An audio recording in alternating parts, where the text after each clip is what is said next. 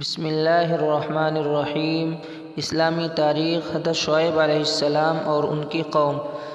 حضرت شعیب علیہ السلام اللہ کے مشہور نبی ہیں۔ وہ کثرت سے نماز اور ذکر میں مشغول رہتے اور اللہ تعالیٰ کے خوف سے خوب رویا کرتے تھے۔ قرآن مجید میں ان کا تذکرہ 11 مرتبہ آیا ہے۔ ان کا نسب حضرت ابراہیم علیہ السلام کے بیٹے مدین سے ملتا ہے، جو اپنے اہل خانہ کے ساتھ حجاز چلے گئے تھے۔ بڑھتے بڑھتے یہ خاندان قبیلے کی شکل میں حجاز کے آخری سرحدوں سے ملک شام کے قریب تک پھیل گیا تھا۔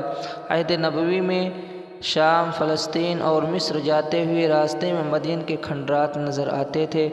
حضرت شعیب علیہ السلام اسی قبیلے میں پیدا ہوئے اور بعد میں یہ قبیلہ قوم شعیب کہلایا۔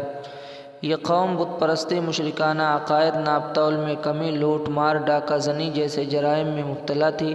نبوت ملنے کے بعد حضرت شعیب علیہ السلام نے ان لوگوں کے ایمان و توحید کی دعوت دینی شروع کر دی۔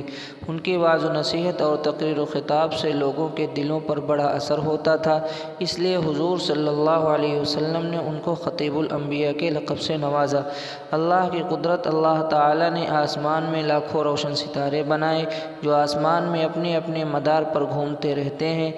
اس گردش کی وجہ سے وہ مشرق سے مغرب میں اپنی جگہ بدلتے رہتے ہیں، مگر ان لاکھوں ستاروں میں ایک قطب تارہ ایسا بھی ہے جو ہمیشہ شمال سمت میں ٹھہرا رہتا ہے، جس کو دیکھ کر خشکی، ریگستانی اور دریائی سفر کرنے والے اپنی سمت آسانی سے معلوم کر لیتے ہیں۔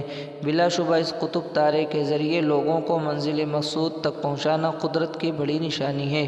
ایک فرض کے بارے میں اسلام میں نماز کی اہمیت۔ رسول اللہ صلی اللہ علیہ وسلم نے فرمایا، دین بغیر نماز کے نہیں ہے۔